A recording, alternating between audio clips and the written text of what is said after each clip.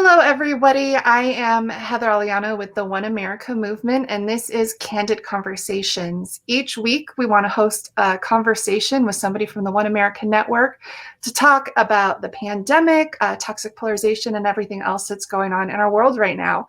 Today's conversation is a little different than what you might have seen in the past couple of weeks. We have been interviewing people back and forth, but today we thought it would be interesting to have a conversation about the back to school time and stress and just how we're navigating that as parents. So I am the One America Communications Director. Again, my name is Heather Aliano, and I have 4 children. The youngest is in kindergarten.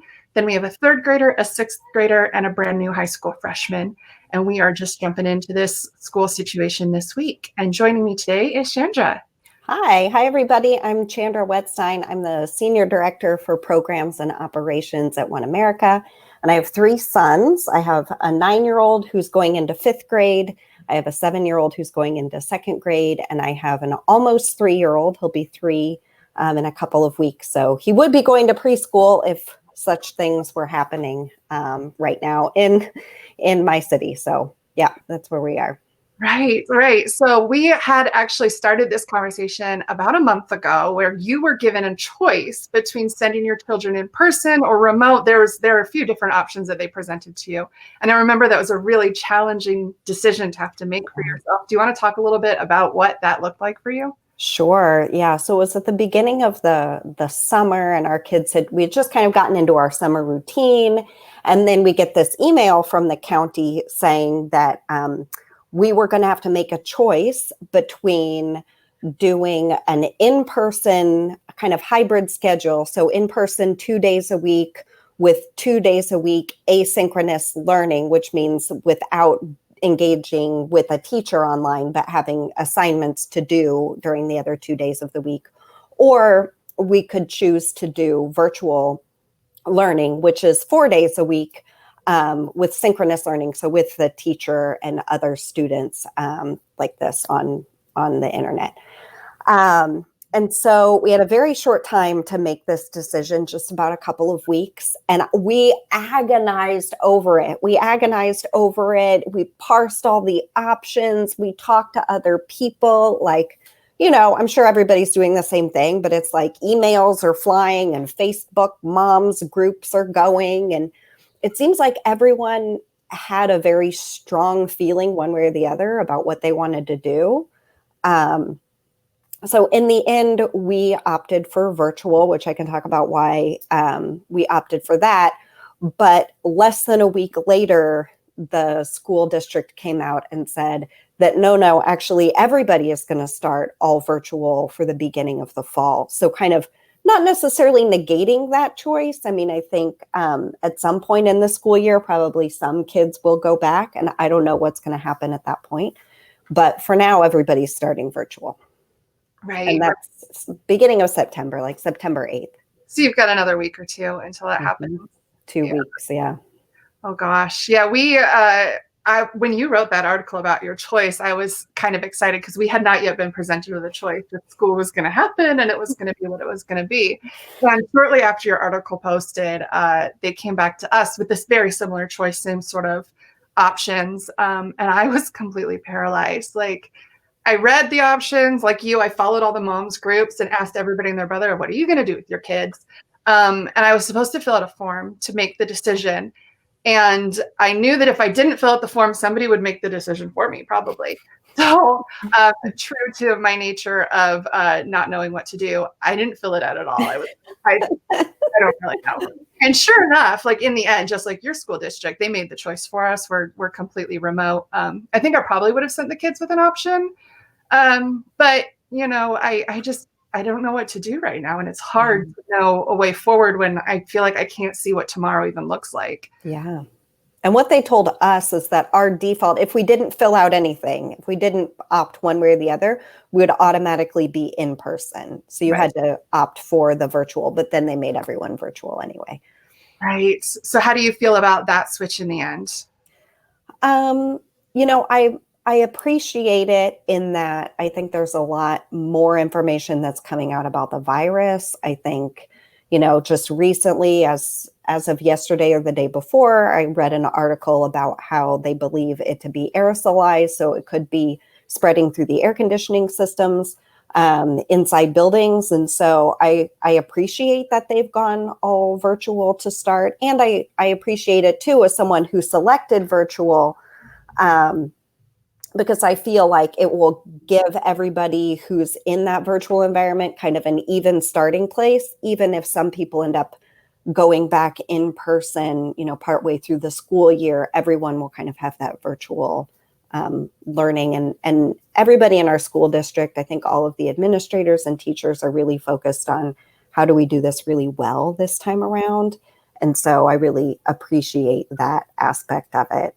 But of course, there's also a lot of heartbreak involved and grief involved too. I mean, thinking about my own kids and their, the things they're going to miss out on, and all of the fun things that happen in person in school every day, and the special things that happen a few times a year, the class parties and birthdays and fundraisers and events that won't be happening. There's a little heartbreak with that. And then also, of course, there's a lot of concern too for families who this is not a choice that's going to work for them. And I feel very lucky and privileged that it's a choice that does work for my family, but I feel a lot of concern around that. Yeah, that's what I've been hearing too in my area. The choice aside, I'm a military spouse. We are an Air Force family. I've been serving almost 2 decades now, so that's crazy. But the community that we live in, we don't have extended family. My family just moved here about a month ago, so I literally don't know anybody but my realtor and my hairdresser, because those are the people that I've connected with. So and they're very important people to know, by the way. Yes. Otherwise, I wouldn't look so pretty. But yeah, so when the school board came out, or whoever made the decision, it might not have been the school board, I don't even know. When they made the decision to go fully remote, my heart just fell, because the thing that they had said was, you're going to need to lean on people right now. Like, you should lean on your extended family, on your friends, lean on your network. And I just sat here thinking, like, I don't have a network. Who can I call for help, or what can I do if my husband works and I work and I've got a meeting and he's got a meeting? Who's going to help the kid log into Zoom? So there is a really deep sense of worry there, that I know that my job is flexible. I know that my husband has a support system with his work, but it's still very scary to not know if I can pull this off. So that's weighing really heavily on me. And then, like you said, the idea of these things that we're going to miss out on, the firsts. I've got a kindergartner, and I wanted that first day of school picture, and him to have carpet time and songs and play time. And even if they were to go back, there's not going to be recess or circle time. So that's gone. And my high schooler, I remember my first week of high school with, like, we're getting ready for pep rallies, and you've got homecoming parades and all of that excitement. So I'm very sad that he's going to miss out on that. The virus aside, those feelings are just really hard. Yeah. And, I feel like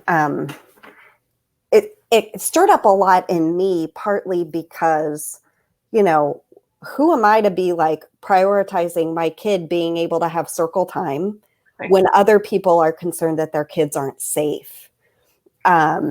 And I think that even, as I was going through the process of trying to make this decision and agonizing over it, so grandiosely agonizing over it on my Facebook and with my friends and talking to you, and like just being able to weigh the decision and like Kim and Ha and go back and forth, is like, it just shows so starkly to me what school is in our communities. I mean, it's a place where everybody goes. It's a place where all kids engage and interact. And when it stops being that, then we've lost something for our community. And that will have an impact for, the rest of this generation, to lose that kind of core center of engagement across diverse groups in the school. It is. I mean, that's really heavy, but it's true and it's honest. In the article that you wrote a couple of weeks ago, you had talked a little bit about how you were seeing parents starting to go after each other. As mothers, we very often have this pressure, either that we put on ourselves or society puts on us, the mom guilt, right? Like, am I making the right decision? And the argument that plays out is you were a good mom if you prioritized health and you kept your kids home, and you were a good mom if you prioritized school and education. And these two groups were just facing off, and that we didn't have anything in common, and like you were one or the other. So which side are you on? Yeah. Do you feel like that conversation has changed all in your community now that everything is shut down, or are you still seeing this sort of mommy wars going on? Oi. I want to say yes, the conversation has changed, and I don't think that it really has. I think that that is a superficial thing that you put in a Facebook comment or you put in a tweet, right? This kind of top line. You're just too afraid, so you're keeping your kids home, or you're not really worried about this if you're sending your kids to school. Like that little sound bite, we're like addicted to these sound bites, right? And so that's what we put in our comments. And I think whenever you talk to people for real and you really like have an engaged conversation with them like this, then you kind of get that nuance comes out for all people on all sides.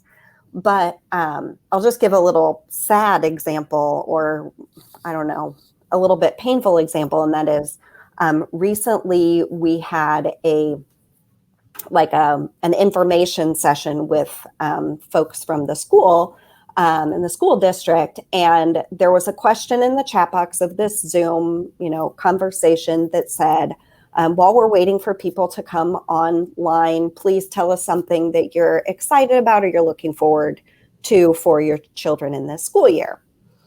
And it was clearly their attempt to try to keep the conversation positive and, how do we find a way forward and all of this.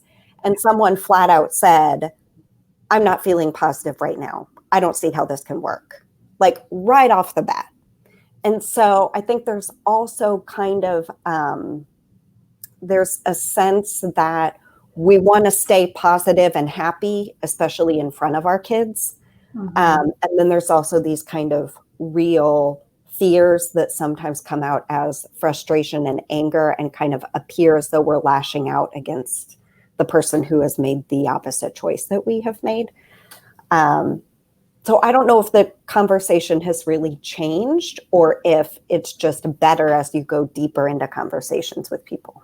Right. No, that's so true. We saw something similar to that with the question about what are you looking forward to.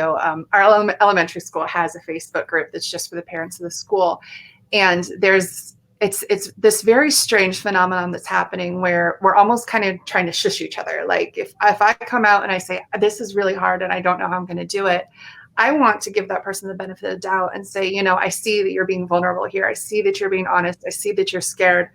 What can we do? But instead, there's a response that's like, hey, it hasn't even really started yet. We don't kick off until next week. Why are you complaining? Why are you worried? Everything, the teachers are good. The school district is good. We're going to do well. And I think that there's room to have both of those things, to both be scared and to be worried about it and to be asking, how in the world are we going to do this? And also to say, I know that you're doing your best. I know that the school district is trying. And it's interesting in our conversations, especially in social media, this idea that we jump on each other when we say something that we don't think is the right norm or the right thing to do at the time. Yeah. And I think also, sadly, it's easy to retreat farther and farther to our corners than to really engage in those conversations. So even if someone is essentially, quote unquote, on our side, we find that thing that they have said that maybe just is slightly different or slightly wrong or slightly not what you would have said, and then attack and poke that one thing, because it's easier than engaging with the nuance and the complexity of the decision and, what we're all trying to do right now. So, yeah, I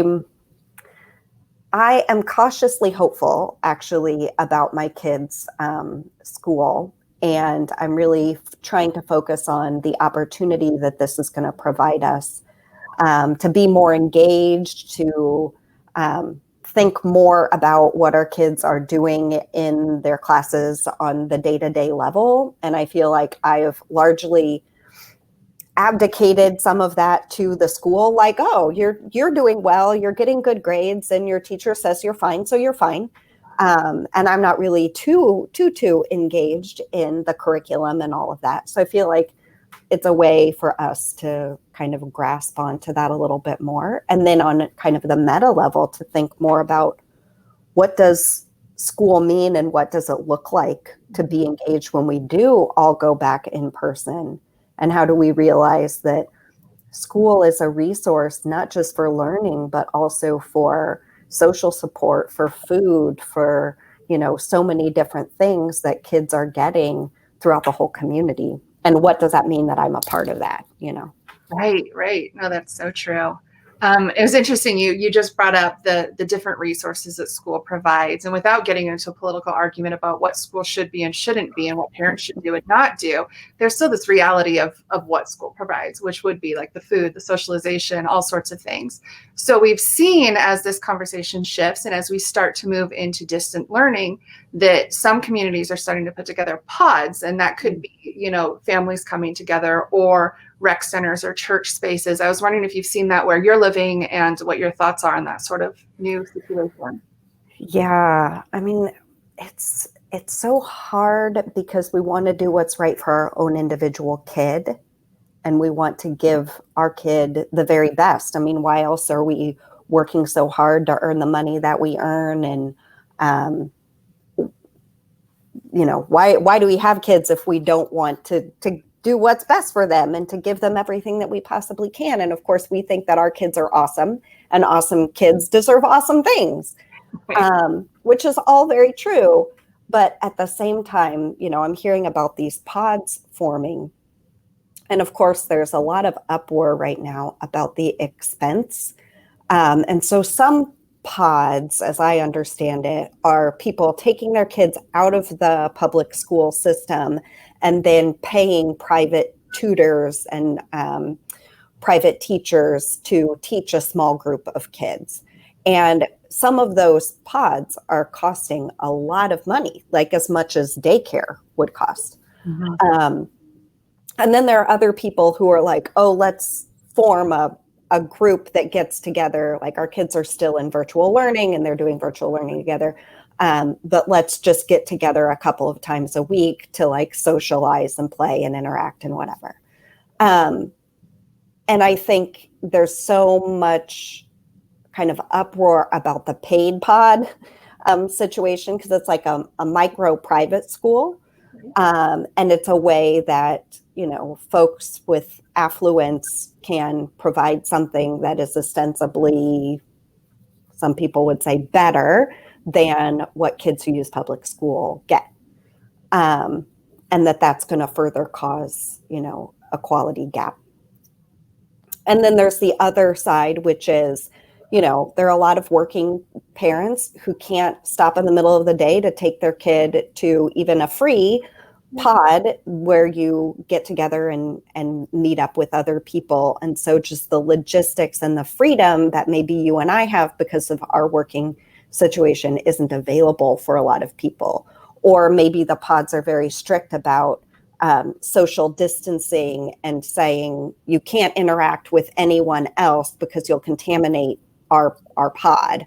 And there are people who are essential workers who don't have the opportunity to isolate themselves at home except for sending their kid to this little pod. So I can see why people are doing it. And I can also see why people are in an uproar about it. Right. I feel like I'm of two minds with it. And my thought on it has definitely evolved over time. At first, when this was all happening, we were actually homeschooled last year. So homeschooling is completely different from public schooling. So we won't get into that. But when I was watching people pull out, I was like, yeah, you should totally do that. Homeschooling it's different. It's not the same thing as public school at home. And that's great. You should do that. But as I'm watching these pods pop up in my area, the majority of them are more like a learning center where you can come and drop off your kid with your computer. They'll engage with the public school curriculum, but there'll be a teacher there who can walk around and help and get them on meetings and like conduct the day for you. Because I know for me, it's the logistics that scare me so much. The curriculum, it's just, how do I get 4 kids logged onto a Zoom class at the exact same time when I also need to be on a Zoom lesson and my husband needs to be in Zoom? And I don't know logistically how to do that. So as I watch these pop up, I'll admit I've been getting a little jealous because I was looking at them and I was like, okay, yeah, that's a great solution. It'll get the kids through it. But the price I can't do that. And then as I started talking to other parents about it and seeing what choices they were making, the argument about being able to afford it and whether or not these groups now will be spreading the virus, and we're still going to be stuck at home dealing with the ramifications of that virus. If we can do that, why can't we do the schools? And it's really hard to figure out how do you talk to somebody about that and say, I don't know the answer to that. I don't know why this is okay and this option is not. What I do know at the end of the day is we all love our kids and we're all trying to get through this and we're all making whatever decision works for us. And for me, the conversation about it comes back to equity quite a bit, because I know that I can provide a certain level of support to my children, but single parents or essential working parents who have to be out of the home or who have younger kids who can't be in daycare. And now what are the big siblings are supervising them, or how does this work? It's just a lot of overwhelming hopelessness when you see what options are in front of us. None of them are good. And there are families who are going to be struggling to put food on the table if one parent has to leave work, or families that are going to be watching their kids fall farther and farther behind because they can't support this. And that makes me so sad because I don't know how to fix it. I know that we're all trying our very best, and I'm glad that the public schools are putting an option out that we can do at home. But it makes me nervous to see what the future holds for our country and the future holds for these kids. And at the end of this, are we going to be able to bring everybody together and lift them back up and work with the kids that are behind? And how do we do that? And how do we deal with that? So I hear you. I totally agree with all the ways in which this whole situation is problematic. And I just keep coming back to, in my mind, we are reckoning with a myth of individualism in this country, and we are not individuals who are achieving only based on our own individual merits. And yes, we all have our own individual merits, and we are an interdependent community. And so I think the thing that's going to sustain us and maintain us as a society going forward is a sense of community and belonging to each other, so that we kind of knit the fabric of this community back together in a way that doesn't let anyone fall through the holes, Because if we can't do that, then what's the point? Right. That was really beautiful. We've got to knit this fabric back together. I agree. And I feel like no matter what side of the conversation I'm on, because I've switched back and forth as I've learned more. I think that is what you come back to at the end of the day. At the end of the day, we're all in the same storm. It might not be the same boat. Mm-hmm. Right? We're in the same storm, and we've got to figure out how to get through it together. And I think that for me, just keeping an awareness of the different circumstances that people are in and the different struggles that they're facing and the different ways this pandemic has played out, even within my own community.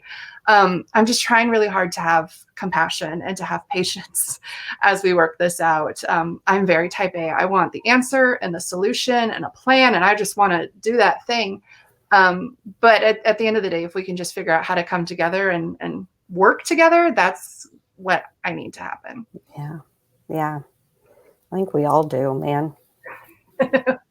Well, we are getting close to the end of the time we have scheduled here, but I did want to ask one last question for us to consider. And that question is, what are your hopes for the future within this community? And how do you wish we could change this conversation around back to school and education if we could change something? Well, I don't know that it's necessarily a change in the question of back to school, because I feel like we're all, it's such a short time horizon. Soon the back to school period, we're all going to be back, and We're all going to be doing something, and we'll struggle through whatever that is. But I think the broader question of how do we honor the fact that school already is a place where the community comes together and where we are weaving the fabric of that community for the future generations, rather than just treating it as like, that's where I send my kids all day, so I can go to work. I think that that if we looked at school through that lens more, then I think there's so much more flourishing that we could do within our communities. I agree. Yeah, and I think that my answer would be very, very similar to that, that we've got to figure out how to look at this problem, not just as how do we provide the kids the education, but how do we lift up these families so they can thrive with the structure that we have. I'd like to see a lot more focus on those parents and communities at large, instead of just the individual. What do we do with my kid right now? This question that was posed to us at the beginning of what do you want to happen with your child doesn't feel like the right question at all, because I can make a decision for my one child. But like you said, this is a whole community and a whole structure and a whole system. And we've got to figure out how to get through it. I don't know if school is going to go back to normal anytime soon. I don't know what the long-term changes are, but I do know that we need to work together to find that solution. Absolutely. Yeah. All right, lady. Well, when is back to school again for you? Not until September 8th. So we have a couple of weeks still. So we'll see what happens after that. Right. We might have to come back and do a follow-up once we're a quarter in and see just how gray our hair has turned. Right. Yeah, exactly. Awesome. Well, thank you all for tuning into this conversation today. We hope that it was helpful to see that there are a lot of different things causing parent stress right now, and back to school is just one of these big things we've got to get through. If you'd like to learn more about what we do at One America and how we are working to stitch that society fabric together, you can find us at www.oneamericamovement.org, or we're also on Facebook and Twitter, so find us there as well. And other than that, we will see you next week for another episode of Candid Conversations. Thank you.